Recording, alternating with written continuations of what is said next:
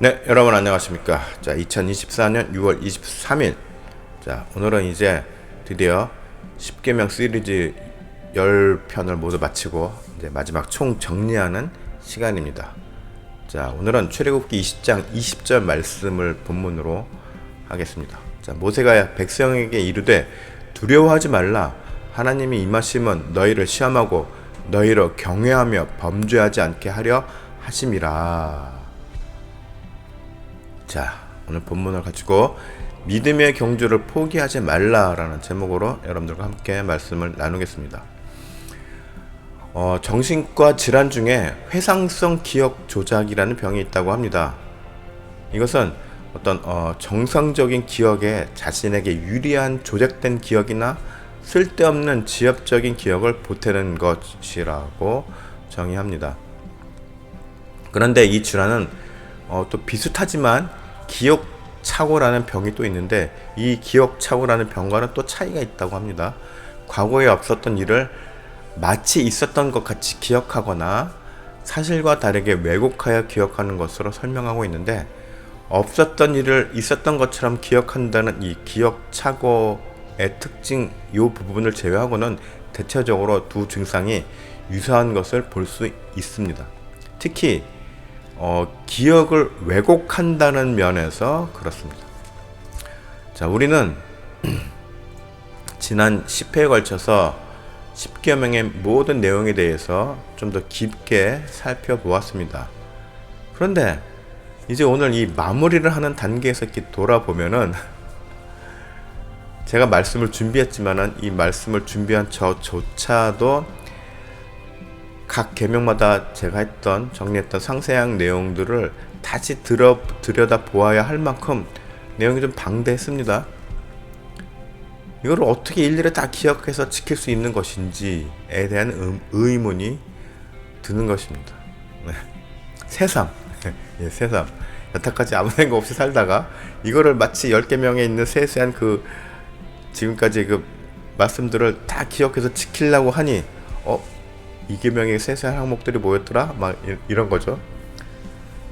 그래서 어쩌면 우리들은 자신의 잘못된 행위에 대해서 스스로 의도하지 않은 상태에서도 무의식적으로라도 내가 과거에 했던 말과 행동들에 대해서 정당성과 당위성을 부여하라고 애쓰는지도 모르겠습니다.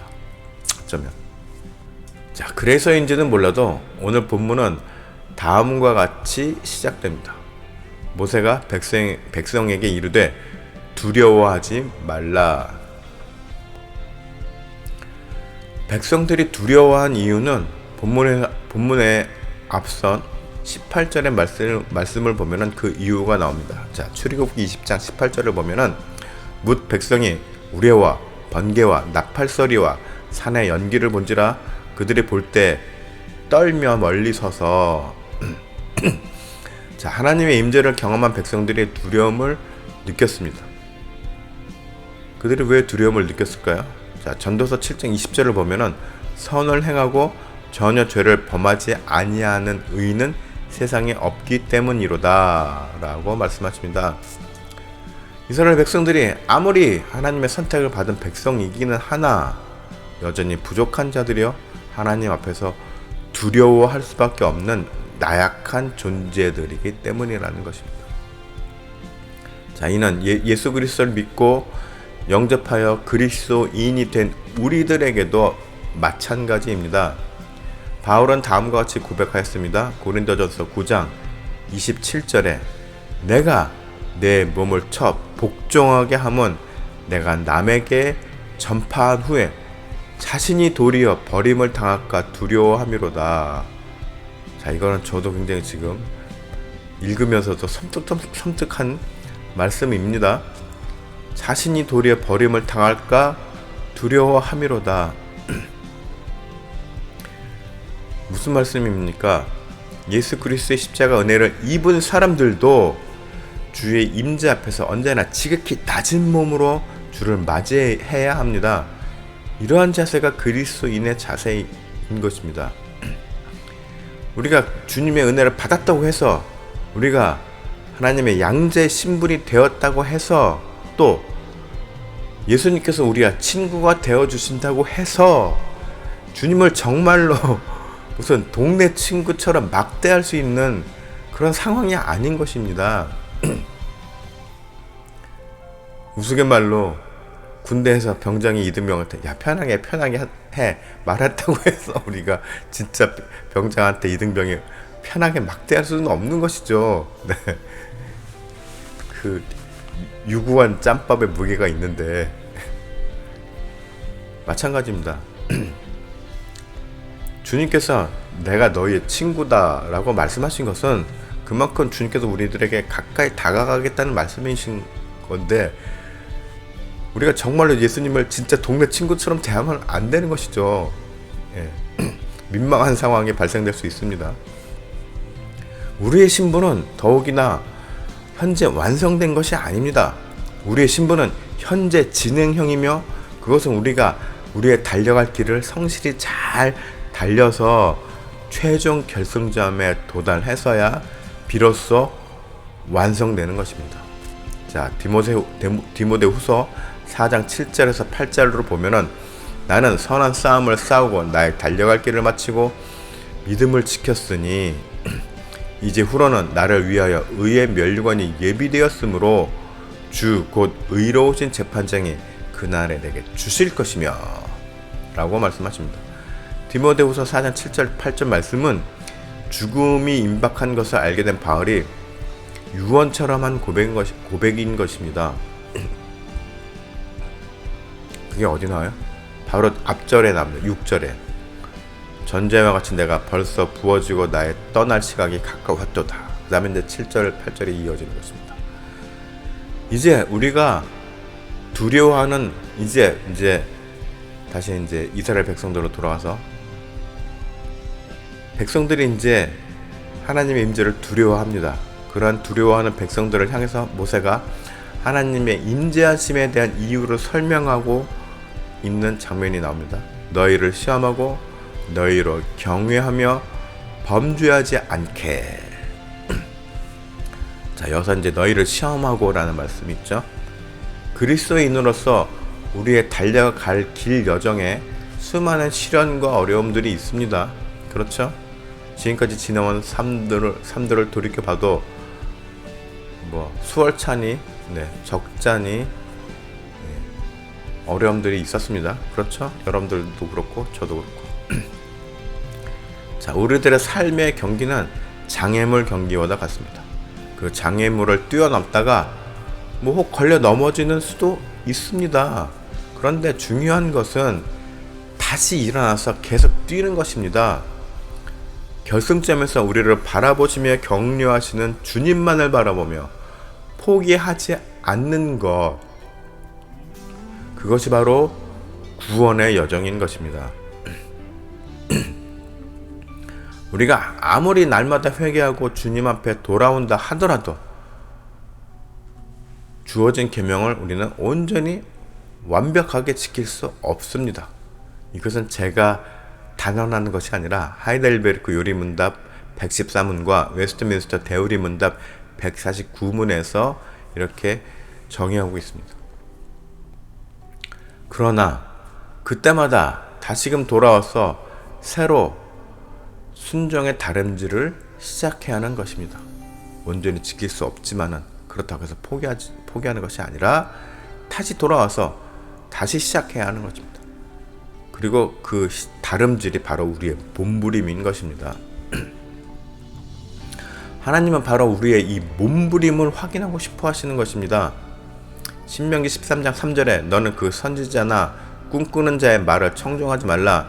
이는 너희의 하나님 여호와께서 너희가 마음을 다하고 뜻을 다하여 너희의 하나님 여호와를 사랑하는 여부를 알려하사 너희를 시험하심이니라. 자, 하반절의 말씀에 집중하십시오. 너희 하나님 여호와께서 너희가 마음을 다하고 뜻을 다하여 너희의 하나님 여호와를 사랑하는 여부를 알려하사. 그래서 그거를 알려고 그걸 확인하고 싶어서 우리를 시험하신다라는 것입니다. 또 본문에 너희로 경외하며, 자, 여기서 경외라는 단어의 의미를 원어의 의미를 살펴보면은 많은 이제 경외하다는 의미 중에 귀를 기울이다라는 이제 뜻이 또 포함되어 있습니다. 경외한다는 것은 그분의 뜻에 말씀에 귀를 내가 어텐션해서 기울이다라는 의미도 있다는 것입니다. 우리는 언제나 말씀으로 부르짖고 계시는 성령의 음성에 귀를 기울여야 합니다. 말씀, 예, 이 말씀을 펴서 읽고 그 말씀에서 울리는 음성에 귀를 기울여야 한다는 것입니다. 악한 법을 따라가고자 하는 나의 의지를 꺾을 힘은 오직 내 속에 있는 말씀을 통해서 역사하시는 성령님의 힘을 의지하는 것밖에는 없는 것입니다. 자, 성령님께서는 내가 말씀을 읽고 그 말씀이 에너지가 돼서 내 속에서 역사하시는 것입니다. 바울의 고백이 그렇습니다. 자, 로마서 7장 23절 24절에 내 지체 속에서 한 법이 내 마음의 법과 싸워 내 지체 속에 있는 죄의 법으로 나를 사로잡는 것을 보는도다. 오라, 나는 곤고한 사람이로다. 이 사망의 몸에서 누가 나를 건져내랴. 몸부림을 쳤습니다. 바울도 이렇게 내 지체 속에서 다른 한 법이 내 마음의 법과 싸워. 그리고 이 몸부림은 자신의 부족함에 대한 끊임없는 자백으로부터 시작되어야 합니다. 자백하는 것, 나의 부족함을 인정하고 나의 죄됨을 고백하는 것에서부터 시작되는 것입니다. 그런 말이 어디 있나요? 요한일서 1장 9절에서 10절을 보면은 만일 우리가 우리 죄를 자백하면 그는 미쁘시고 의로우사 우리 죄를 사하시며 우리를 모든 불의에서 깨끗하게 하실 것이요 만일 우리가 범죄하지 아니하였다 하면 하나님을 거짓말하는 이로 만드는 것이니 또한 그 말씀이 우리 속에 있지 아니하리라. 이러한 모습이 바로 하나님을 경외하는 모습입니다. 자, 말씀 후미에 범죄하지 않게. 자, 하나님께서는 우리를 우리 자신보다 더 잘 알고 계십니다. 아주 세밀하고 구체적으로 알고 계십니다. 뭐 띄엄띄엄 알고 계시는 것이 아니라 아주 세밀하고 구체적으로. 그리고 우리가 살아갈 미래의 삶의 패턴에 대해서도 이미 알고 계십니다. 그렇기 때문에 우리가 삶의 고비를 맞을 때마다 그 고비를 넘어갈 수 있도록 깨달음을 주시고 힘을 주시며 때로는 아픔도 주십니다. 하지만 우리의 행동의 결정은 결국 우리 자신들이 하는 것이기 때문에 주님은 마지막 순간까지 우리가 올바른 결정을 할 수 있도록 옆에서 도우시는 것입니다.